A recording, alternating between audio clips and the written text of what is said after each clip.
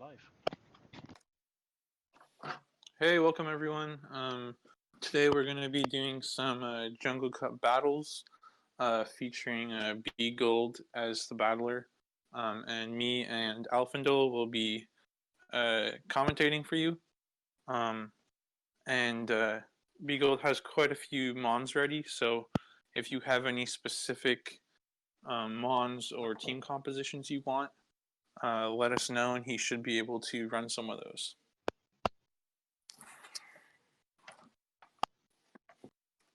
Alright, now we're just waiting for the first opponent, which I believe is going to be one of my locals. So I'm just waiting on his message. But in the meantime, I'll show some of my teams that I'm testing out.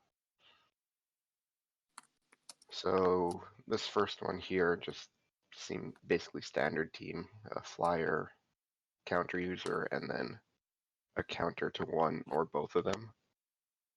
This second team mostly just counters Vigoroth specifically, and to a lesser extent regular counter users, like Breloom or Heracross.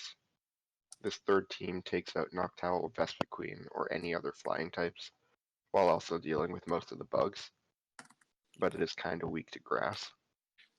And this fourth team here, if you've seen any of the past two streams, you know why Giraffereg's on there. But that's it. And now we wait. The Valorash Slayer, Giraffereg. Yep, and I nearly beat words with it also. Now, speaking of the devil. Well, let's see what he's getting. Is he ready? Is he's ready for triple Razor Leaf for this time? Or Giraffereg? No, it's this one.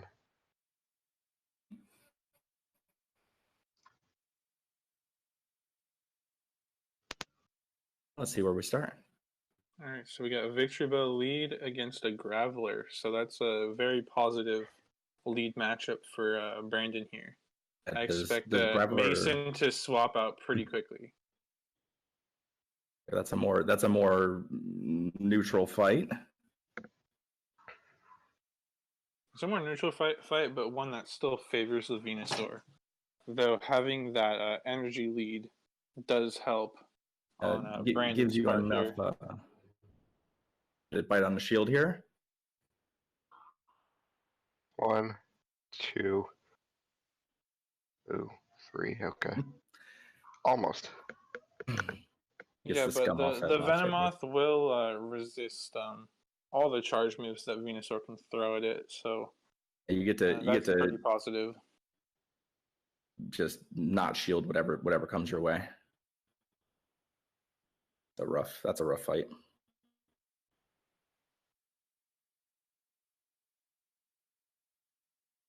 And wow, Mason's being pretty greedy with his shields here. He hasn't shielded once yet. I'm going to kill him and make him pay for that. This Giraffereg can go all the way, I believe. And yeah, you gotta throw up a shield there in case he silver wins, which he does.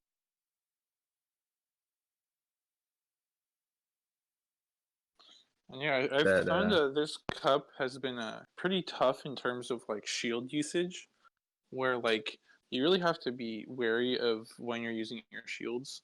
But it's so hard because like some games you'll blow your shields early and end up losing as a result. But then you have games like that where Mason's lack of shielding ultimately did him in. I think it's a factor of the prominence of Razor Leaf, Confusion, and Counter all being so good. Is that there's going to be games where to take them down, and if you're too conservative with your shields, you're going to find yourself in positions like that where you simply got an opportunity to use them. Right, definitely. But then on the other side, you have Vigoroth, which just spams those body slams so quickly. Well, and that's probably a team comp consideration too, right? Where if you need to know where the shield pressure on your team is coming from, and how essential it is to either make them burn those shields or not.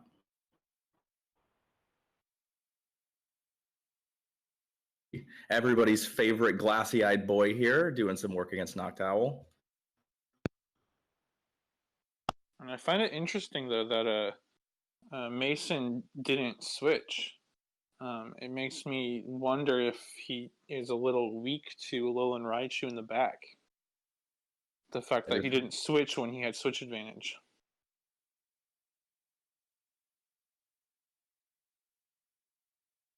Well, if his next best option against Achu is going to be Vigoroth, that hypothesis seems to pass the smell test at least. Yeah, I guess he just kept in the Noctowl, hoping to get the Raichu to use up some of his energy so that he could come into Vigoroth versus Alolan Raichu on a more even energy matchup. And we talked about this a little bit. And he was probably hoping to burn a shield too, if Brandon thought that he was using Nightshade, for example. Then maybe he would shield, and then he could come in at even energy up a shield. Also, he was leading Venusaur. That's why he was switch locked into the Noctowl. Oh, he was still switch locked into that? Yeah, he led Venusaur into my Noctowl, that's why. I must have missed that he switched out right away. Thanks for the sub, Quartz. Sweet new emotes you got there.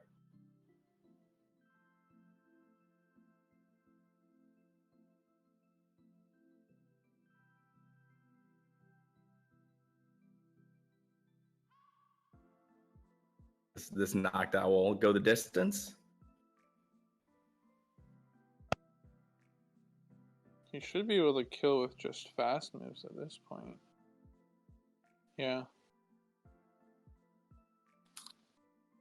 I mean, it ended up not mattering, but another play that could have been done there would be to just kill with fast moves, since you know he's going to throw up a shield. You get an extra fast move of damage worth in, which is a play that not many people, not like everyone is aware of this, but like if you come down to the end of the game, there's some situations where if your opponent has a shield left, and you know you're only going to be able to get off one charge move, that you're better off not using any charge moves, because you know they're going to be using a shield, and when they use a shield, that means you're only doing 1 damage as a result. But if you didn't use a charge move, then you'd be able to get in an additional fast move, dealing more damage there. I found myself in that scenario a lot lately, and realized that I hadn't totally thought through it. And yeah, there's going to be lots of scenarios where I think you're better off. You basically put yourself down a quick move in the race if you know that they're going to be able to shield your final charge move. Yeah, so those late game scenarios, the only time that you want to use a charge move is if you know that you can get off more charge moves than they have shields. So like if they have 1 shield and you know that you can get to a second charge move, then that's a good play. But if you're only going to be able to get to that 1 charge move, then yeah, you're basically sacrificing a fast move. I'm gonna get some requests from the audience on Teams. I'll pass those along between rounds. Thanks for the enthusiasm, y'all.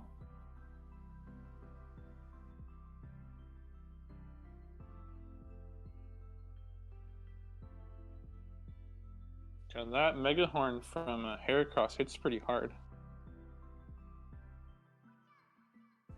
No, nothing really wants to take any of Heracross's charge moves, does it? No, not really.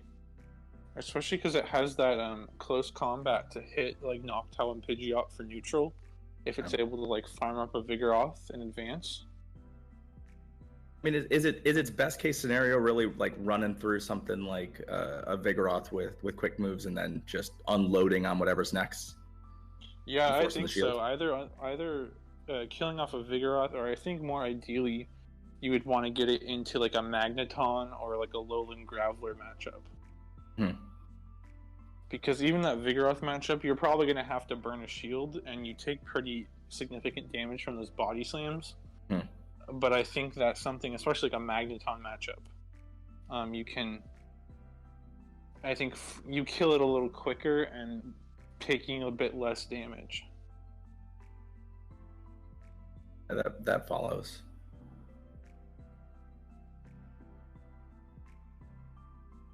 Vigoroth just do what it does. Go off those body slams, burn those shields, and find ways to win against stuff it's not favored against. Yeah, and that's something that I think we've talked about on some previous streams, is the fact that this is the first meta where one of the meta-defining mons doesn't have like a hard counter. Alright, next up is one of my locals here. Should I do it again to him? Girafarig? Might as well. Your win rate is perfect against Valarash with Girafarig, isn't it? I mean, 2 for 2, but yeah. That's perfect. That's perfect. I think the math checks out. Yeah. So for everyone competing in that Philly tournament tomorrow, maybe you should consider bringing Girafarig. And another favorable lead here with that Victory Bell coming in against the Lantern.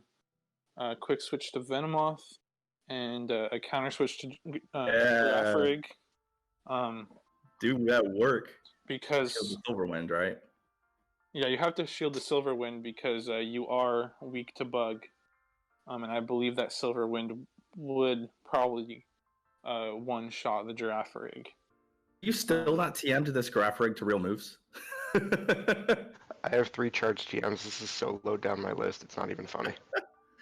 I don't know, the amount you've been using it on stream, it maybe should be higher on your list. I use it on stream for views, that's it.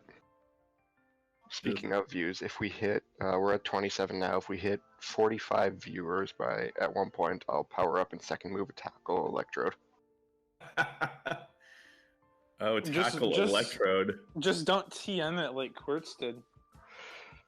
Yeah, fair. Yeah, and that Razor Leaf users do quite well against Vigoroth, actually, especially like Victory Bell, because it resists that counter damage, and hits hard with that Razor Leaf. I've experienced it firsthand. There's a couple spreads too on Weeping Bell where you can essentially win with straight Razor Leafs and no shields. But there's a break point somewhere in there, or a bulk point that some Vigs miss. Right, because Weeping Bell is glassier than Victory Bell, right? So those Razor Leafs are hitting harder. Yeah, you also gotta get your hands on a legacy Weeping Bell, which may or may not be within the realm of possible.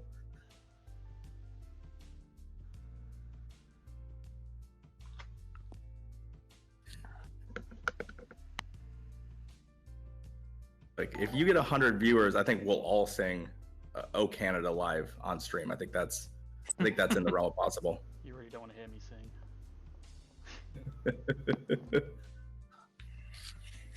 We didn't say it'd be good. I think if we get 150 viewers, then only Scotty will sing. Oh man, no, I got sleeping baby upstairs. I can't wake her up. Not even for the viewers. I mean, 100 viewers though. Maybe if we get 100 viewers, Scotty will battle on stream. Yeah, let's go with that then. Or less embarrassing than singing. Yeah. Well, actually, the rest is quite close. Right. So again, that was that matchup we talked about before. That Heracross being able to just kind of farm that Alolan Graveler, and then he just gets off that Mega Horn to force a shield, and then swap into Alolan Raichu here. I mean, Venomoth looks a little tricky for this comp. I mean, Raichu's obviously got a good matchup against it, but you still have to shield these Silverwinds. Yeah, and the thing though is Legacy Venomoth can shield bait with those Poison Fangs. Mm-hmm. See right there, he just got shield baited twice. Yeah. Well, you just can't afford to gamble on that, right? Yeah, because you really don't want your Raichu taken out in one hit. Given the rest of the team comp all folds to Confusion straight up. Yeah. I think you're actually pretty happy there to win this fight down a shield.